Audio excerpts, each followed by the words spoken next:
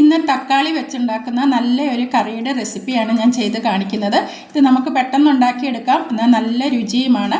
ഇത് ചോറിൻ്റെ കൂടെയും ചപ്പാത്തി, ഇഡ്ഡലി, ദോശ ഇതിൻ്റെ കൂടെയൊക്കെ കഴിക്കാൻ പറ്റിയ നല്ല അടിപൊളി ഒരു കറിയാണ്. നമുക്ക് ഉച്ചയ്ക്ക് ചോറൊക്കെ കൊണ്ടുപോകുമ്പോൾ ചോറ്റുപാത്രത്തിൽ വെച്ച് കൊണ്ടുപോകാനും പറ്റിയ നല്ലൊരു കറിയാണ്. അപ്പോൾ ഇതെങ്ങനെയാണ് ഉണ്ടാക്കിയിരിക്കുന്നതെന്ന് കാണാം. ഈ കറി ഉണ്ടാക്കുന്നതിനായിട്ട് ഇതുപോലെ ഒരു 10-20 ചെറിയുള്ളിയും 5-6 അല്ലി വെളുത്തുള്ളിയും 1/2 ടീസ്പൂൺ ജീരകം, നല്ല ജീരകവും കൂടി എടുക്കാം. ഇതൊന്ന് ചതച്ചെടുക്കണം.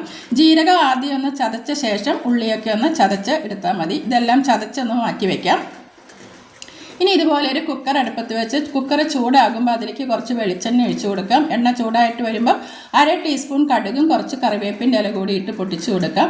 ഇനി ഒരു 5 പഴുത്ത തക്കാളിയാണ് ഞാൻ എടുത്തിട്ടുള്ളത്. അത് ഇതുപോലെ ഒന്ന് അരിഞ്ഞെടുത്ത് നമുക്ക് അതൊന്ന് തക്കാളി ഒന്ന് വഴറ്റിയെടുക്കാം. ഇനി അതിലേക്ക് ഒരു 3-4 പച്ചമുളക് ഒന്ന് മുറിച്ചിട്ട് കൊടുക്കാം. ഇനി അതും ഒന്ന് ചെറുതായിട്ടൊന്ന് വഴന്ന് വരുമ്പോൾ നമ്മൾ ചതച്ച് വെച്ചിരിക്കുന്ന ഉള്ളിയെല്ലാം ഇട്ട് കൊടുക്കാം.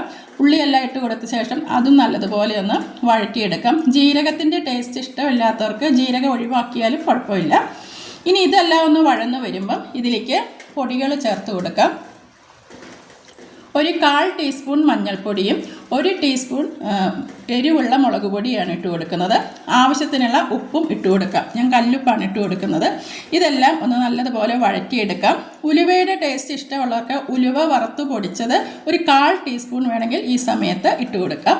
ഇതെല്ലാം നല്ലതുപോലെ വഴറ്റിയ ശേഷം നമുക്ക് കുക്കർ അടച്ചു വെച്ചിട്ട് ഒരു മീഡിയം ഫ്ലെയിമിൽ വെച്ചിട്ട് ഇപ്പോൾ ഒരു 4 വിസിൽ വരുന്നത് വരെയാണ് ഞാൻ വേവിച്ചെടുക്കുന്നത്. നല്ലതുപോലെ ഈ തക്കാളിയെല്ലാം ഒന്ന് വേവിച്ചെടുക്കാം. ഇപ്പോൾ കുക്കറിൻ്റെ ആവിയെല്ലാം പോയി തുറന്നു. ഇതിപ്പോൾ നല്ലതുപോലെ വഴന്നു വന്നിട്ടുണ്ട്. നമ്മളിത് വേവിക്കുന്ന സമയത്ത് ഒട്ടും വെള്ളം ഒഴിച്ചു കൊടുക്കരുത്. തക്കാളിയിൽ നിന്ന് തന്നെ ധാരാളം വെള്ളം ഇറങ്ങി വരും. ഇനി ഇതുപോലെ നല്ലതുപോലെ ഒന്ന് ഉടച്ചു കൊടുക്കാം. ഈ ഉടച്ചു കൊടുക്കുന്നതിലാണ് ഇതിന് നല്ലൊരു ടേസ്റ്റ് കിട്ടുന്നത്. ഇത്രയേ ഉള്ളൂ. ഇപ്പം നമ്മുടെ കറി റെഡി ആയി കഴിഞ്ഞു. തവിയുടെ പുറകുവശം വെച്ചിട്ട് നല്ലതുപോലെ ഉടച്ചെടുത്താലും മതി. വളരെ രുചിയുള്ള തക്കാളി കറി റെഡിയായി കഴിഞ്ഞു. ഇത് ചോറിൻ്റെ കൂടെ കൂട്ടാൻ വളരെ രുചിയാണ്. ഇതിൻ്റെ കൂടെ ഒരു ഉണക്കമീൻ വറുത്തതോ പപ്പടോ എന്തെങ്കിലും ഉണ്ടായാൽ മാത്രം മതി. അത്രയ്ക്ക് രുചിയാണ് ഈ കറി. ഒരു പ്രാവശ്യമെങ്കിലും നിങ്ങളൊന്ന് ഉണ്ടാക്കി നോക്കണം. നിങ്ങൾക്ക് എൻ്റെ വീഡിയോ ഒക്കെ കണ്ട് ഇഷ്ടപ്പെടുകയാണെങ്കിൽ ഒന്ന് ലൈക്ക് ചെയ്യാനും ഷെയർ ചെയ്യാനൊക്കെ ഓർക്കണേ. എൻ്റെ ചാനൽ ആദ്യമായിട്ട് കാണുന്നവർ ഒന്ന് സബ്സ്ക്രൈബ് ചെയ്യാനും കൂടി ഓർക്കണേ. അപ്പോൾ ഇനി മറ്റൊരു വീഡിയോയുമായി ഞാൻ വീണ്ടും വരുന്നതാണ്. താങ്ക്